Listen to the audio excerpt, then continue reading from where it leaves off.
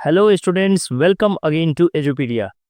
आइए आज हम एक मैथ्स का क्लास 10th का बोर्ड में काफ़ी पूछा जाता है इससे सवाल, वो है अरिथमेटिक प्रोग्रेशन, है ना। एपी सबसे पहले हम समझेंगे कि एपी होता क्या है। कोई एक्सप्रेशन जो है एपी कब कहलाएगा कि वो एपी में है। जैसे मान लीजिए मेरे पास एक एक्सप्रेशन है 3, 5, 7, 9, 11, है ना। क्वेश्चन ये है कि क्या ये एपी में है ना। ऐसे करके क्या ये एपी में है ना। तो देखो अबू, इसके हम डिफरेंस को पता लगाएंगे। डिफरेंस, है ना, ये डिफरेंस को पता लगाएंगे। डिफरेंस कितना का है? 2, है ना। यहाँ भी 2, यहाँ भी 2, यहाँ भी 2। अगर ये कॉमन डिफरेंस आ रहा है, सब जगह सेम आ रहा है ना, हर बार सेम डिफरेंस आ रहा है, तो फिर मानेंगे कि ये एपी में है ना। मैं आपसे पूछूं कि 6, चलिए, है ना, 2, 6, 18, 54, क्या ये एपी में है ना। क्योंकि 2 3 जा 6, 3 से मल्टीप्लाई हो रहा है। फिर 3 6 3 जा 18, है ना, 3 से मल्टीप्लाई हो रहा है। 18 3 जा 54, 3 से मल्टीप्लाई हो रहा है ना। लेकिन नहीं, ये एपी में नहीं कहलाएगा, है ना। एपी में नहीं कहलाएगा क्योंकि डिफरेंस चाहिए हमें। डिफरेंस, ये डिफरेंस सेम नहीं है ना। ये सब घटाया जाए तो ये डिफरेंस जो है वो सेम नहीं है, इसलिए ये एपी में नहीं कहलाएगा। ठीक है, तो फॉर एपी, एपी कहने के लिए सिंपल सा रूल है क्या, कि there should be a common difference, difference should be common. ठीक है, समझ में आ गई बात ना। चलिए आगे बढ़ते हैं। ये देखिए हमारे पास एग्जाम्पल है 11, 6, 1, -4, है ना। कह रहा है कि बताइए, शो कीजिए कि ये एपी में है ना।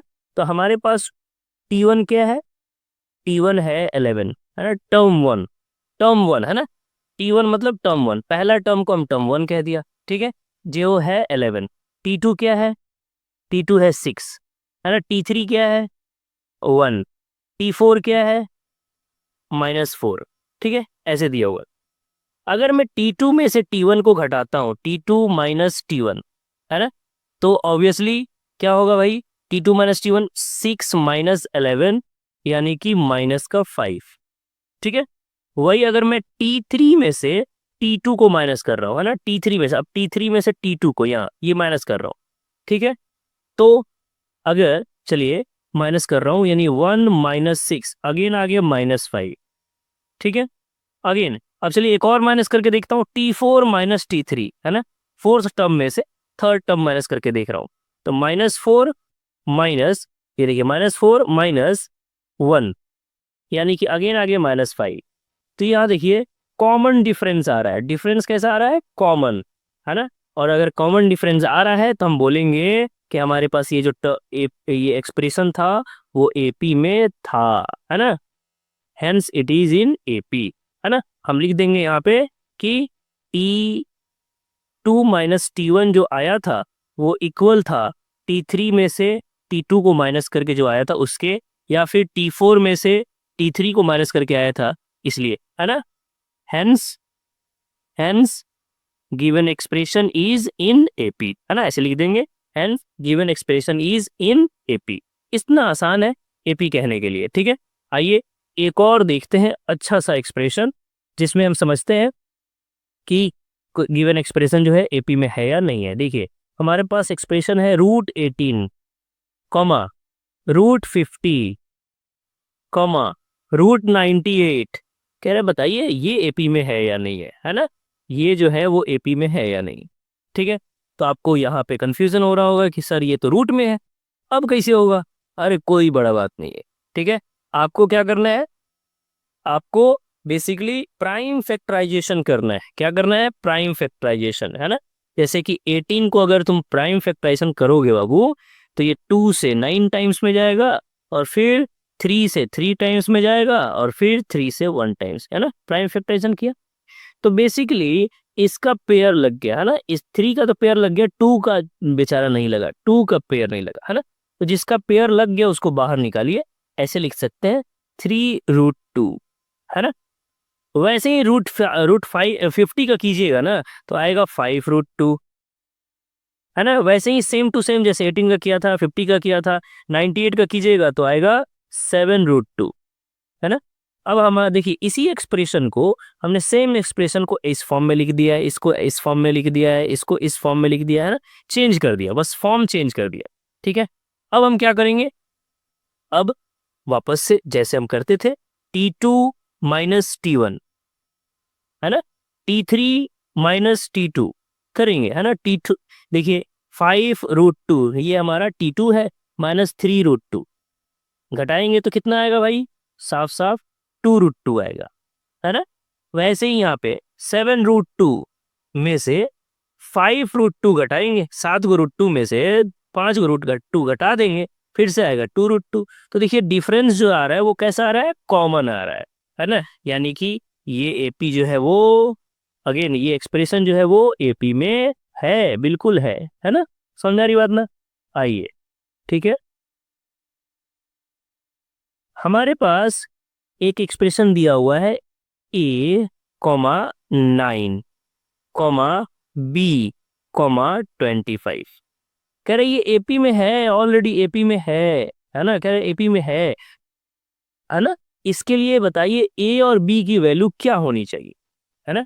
अगर ये एपी में है तो ए और बी की वैल्यू क्या होनी चाहिए, है ना, यही पूछा जा रहा है। तो सही देखिए सिंपली बात है कि अगर ये एपी में है ना, इट इज इन एपी, है ना, गिवन है कि इट इज इन एपी, ठीक है। तो ऑब्वियसली T2 में से जो T1 घटाया जाएगा वो T3 में से T2 को जो घटाया जाएगा उसके बराबर होगा, है ना। या फिर T4 में से T3 को घटाया, ये सब आपस में बराबर होंगे। यानी कि 9 में से ए, है ना, ये T2 है, ये T1 है, 9 में से ए को घटाओ, या बी में से 9 को घटाओ, ये सब बराबर होंगे, होने ही होंगे, है ना, क्योंकि ये एपी में है। 25 में से बी को घटाओ, ये सब बराबर होंगे, ये बराबर होने ही चाहिए, क्योंकि सब जो है ये एक्सप्रेशन जो है वो गिवन है कि एपी में है ना। तो T2 में से T1 को घटाया, टर्म सेकेंड टर्म में से फर्स्ट टर्म को घटाया जाए, या थर्ड टर्म में से सेकेंड को घटाया जाए, या फोर्थ में से थर्ड को घटाया जाए, ये सब बराबर होंगे। तो हमने बराबर इक्वल कर दिया, है ना। अब देखिए इस एक्सप्रेशन में जो हमारे पास तीन एक्सप्रेशन आए हैं, इसमें यहाँ भी बी है और यहाँ भी बी है, तो इन्हीं दोनों एक्सप्रेशन को पहले पकड़ लेते हैं। B-9 is equal to 25 minus B, है ना, इसको पकड़ ले। ये देखिए माइनस का बी अगर इधर लेके आया जाए इक्वल के इस साइड, तो b plus B is equal to 25, और ये माइनस का 9 उस साइड जाएगा इक्वल के, तो +9, ठीक है। यानी कि 2b इज इक्वल टू कितना भाई, इन दोनों को जोड़कर 34, है ना। इसका मतलब है कि b इज इक्वल टू 34/2, यानी आ गया 17, ठीक है। इतना आसानी से b आ गया, है ना। अब क्या करेंगे, अब इस b की वैल्यू को यहाँ डाल देंगे, है ना, यहाँ डाल देंगे और इस एक्सप्रेशन को उठा लेंगे, यहाँ हो जाएगा 17 माइनस 9, है ना। 9 minus A is equal to 9 minus A is equal to 17 minus 9, और यहाँ से सॉल्व करके हम आसानी से ए की वैल्यू हुई निकालें। तो अगर आपको पहले से कभी कोई एक्सप्रेशन कहा जाए कि एपी में है ना, और उसमें कुछ अननोन दे दिया जाए, बोला जाए इसको निकालिए, तो आपको बेसिकली इस फॉर्म में डाल के आपको एपी निकाल लेना है, ठीक है। चलिए आगे बढ़े, आगे बढ़ते हैं, ठीक है, और देखते हैं कुछ और भी क्वेश्चंस। बहुत इंपॉर्टेंट टॉपिक है nth term of an AP.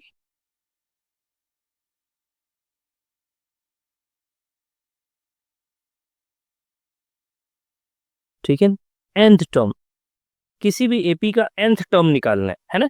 जैसे एग्जाम्पल मैं आपको समझाऊं कि मान लीजिए मेरे पास एक एपी है 3,5,7,9,11। मैं आपसे पूछूं अगला टर्म क्या होगा, तो आप आसानी से बताएंगे 13 होगा सर, है ना। मैं पूछूं इसका अगला क्या होगा, आप बोलेंगे कि 15 होगा सर। लेकिन मैं आपसे पूछूं कि ऐसे ही जाता रहूं, तो बताइए 500 500वां प्लेस पे, 500th प्लेस पे कौन सा नंबर आएगा, 500 पे, या 100th पोजीशन पे कौन आएगा, या 95th 95th पोजीशन पे कौन आएगा, है ना। ये पता लगाना डायरेक्टली, बहुत मतलब ज्यादा दूर का पता लगाना हो, है ना, तो कैसे पता लगाएंगे आखिर? ठीक है, तो ऐसे में हमें एक फॉर्मूला की जरूरत पड़ेगी जिसे हम कहते हैं nth टर्म। जिस भी टर्म का, है ना, 1500 टर्म का निकालना हो, 500 टर्म का निकालना हो, है ना, या 45th टर्म का निकालना हो, nth टर्म मतलब जिस भी टर्म का आपको निकालना है हम इस फॉर्मूला से निकालेंगे। ठीक है, चलिए इसको समझने से पहले आइए हम थोड़ा सा फॉर्मूला पे डिस्कस करते हैं। ठीक है, अच्छा, पहले टर्म T1, राइट, T1 को हमने ए कह दिया, है ना, पहले टर्म को हम ए कहते हैं, फर्स्ट टर्म को ए कहा जाता है, याद रखेंगे, कोई बड़ी वाली बात नहीं है। चलिए T2 को मैं कह दूं कि ए प्लस डी, जितना भी डिफरेंस आ रहा है, जितना जितना डिफरेंस सब में आएगा वो अगर ऐड कर दिया जाए, जैसे कि देखिए 5 है 7 है, तो इसमें डिफरेंस 2 है ना, इस 5 में 2 ऐड कर दिया 7 आ गया, फिर से 2 ऐड किया 9 है, ऐसे ही ना। तो अगले टर्म के लिए डी को ऐड करना होता है, तो चलिए T2 के लिए ए प्लस डी किया। अच्छा, T3 होता तो ए प्लस 2 बार डी, है ना, एक बार ये 5 + 2 7 है, फिर से एक और बार 2 मेरे 2D, है ना। T4 होता तो ऑब्वियसली ए प्लस 3D, है ना। अगर इस सीरीज को ध्यान से देखा जाए, इस सीरीज को ध्यान से देखा जाए, तो अगर आप देख रहे हैं तो यहाँ अगर फर्स्ट टर्म है तो यहाँ 0D है, यहाँ 0D है, मतलब कुछ भी नहीं है, मतलब 0D है। सेकेंड टर्म है तो 1D है, थर्ड टर्म है तो 2D है, फोर्थ टर्म है तो 3D है, यानी कि हर बार एक कम डी है ना, ए रहा है और साथ में एक कम डी है। जितना टर्म निकालना है, 10वां टर्म निकालना होगा तो 9th टर्म होगा, 20वां टर्म निकालना होगा तो 19वां टर्म हो, है ना, 19D होगा। तो ऐसे ही में अगर मैं इसे कॉमन करूं, है ना, कॉमन फॉर्म में लिख दूं, तो nth टर्म निकालना होगा तो a तो रहेगा प्लस n में से एक कम d, है ना, n में से एक कम d, ये फॉर्मूला। और Tn is equal to a plus n minus 1 into D. ये काफी इंपॉर्टेंट फॉर्मूला है, इसे आप रखेंगे ध्यान। ठीक है, Tn is equal to a plus n minus 1 into D. इससे हम चाहें तो कोई भी एक्सप्रेशन का कितना नंबर वाला भी टर्म निकाल सकते हैं एक बार में। ठीक है, आइए देखते हैं। जैसे मैं कहूं कि मेरे पास एक एपी है 4 7 10 13, ऐसे करके एक एपी है ना, कह रहा है कि फाइंड 51th टर्म, है ना, 51वां टर्म निकालिए। अगर इसी एपी को आगे बढ़ाता जाया जाए तो 51वां नंबर पे कौन सा एपी आएगा, 51वां नंबर पे कौन सा टर्म आएगा, है ना। तो सिंपली गिवन लिखेंगे, given a is equal to 4, पहला टर्म क्या है 4 है ना, इसीलिए a इज इक्वल टू 4, है ना। अच्छा, d is equal to D, D मतलब डिफरेंस, जो कॉमन डिफरेंस है वो मैं किसी एक को घटा लूंगा, 7 माइनस 4 इज इक्वल टू 3, है ना। आप चाहे तो 10 में से 7 घटाए, 13 में से 10 घटाए, कुछ भी घटा के आप कॉमन डिफरेंस निकाल लेंगे, है ना। ए पता है, डी पता है, ठीक है। और हमें निकालना है कौन सा बाबू, 51वां, यानी N is equal to 51, N जो है वो 51 है। ठीक है, तो ऐसे में हमारे पास ए पता है, डी पता है, ए है तुम्हारा 4, डी है आपका 3, एन है 51, है ना। तो हमें जो निकालना है बाबू T51 निकालना है ना, 51वां टर्म पूछा गया था क्वेश्चन में, यानी कि A plus N minus 1 into D, ये तो फॉर्मूला हुआ, है ना, Tn का फॉर्मूला हुआ। यहाँ पे अभी एन ही लिखते ज्यादा अच्छा है। तो T51 जब हम लिखेंगे यानी कि ए प्लस 51 माइनस 1, है ना, इंटू डी। ऑब्वियसली 51वां टर्म निकालना है तो 50D तो आना ही था, 51 में से एक घट गया, 50 आ गया, है ना। तो T51 इज इक्वल टू ए आपका पता है 4 प्लस 50 इंटू डी पता है आपका 3, है ना, यानी कि T51 is equal to 4 plus 150, यानी कि 154। ये देखिए 91वें टर्म पे जो आएगा वो नंबर होगा 150। कितना आसानी से निकल गया, है ना। इस तरीके को हम कहते हैं finding nth term of any given AP, है ना। समझ में आ रही बात ना। आइए एक और देखते हैं। जैसे मान लीजिए मेरे पास एक एपी है -5, -5/2, 0,5/2 ऐसे करके एक्सप्रेशन है ना। कह रहा 25वां टर्म निकालिए, फाइंड T25 है ना, 25वां टर्म निकालिए। तो सिंपली सबसे पहले तो ए हमारा कितना है -5 है ना, डी कितना है तो ऑब्वियसली आपको माइनस करना होगा, -5/2 माइनस माइनस का 5 है ना। कहेंगे कि सर 2 बार क्यों लगाया, एक बार तो फॉर्मूला T2 में से T1 को माइनस करना है, T2 माइनस तभी तो डिफरेंस निकलेगा, और T2 ऑलरेडी माइनस में है, T1 भी ऑलरेडी माइनस में है, ठीक है। तो ये तो माइनस में ऑलरेडी है, और एक बार माइनस डिफरेंस निकालने के लिए माइनस यहाँ लगाया यहाँ पे, ठीक है। चलिए, तो ऐसे में हमारा आ गया -5/2, और ये दोनों आपस में माइनस माइनस माइनस प्लस का 5, डी जो है हमारा आ गया प्लस का 5/2, ठीक है।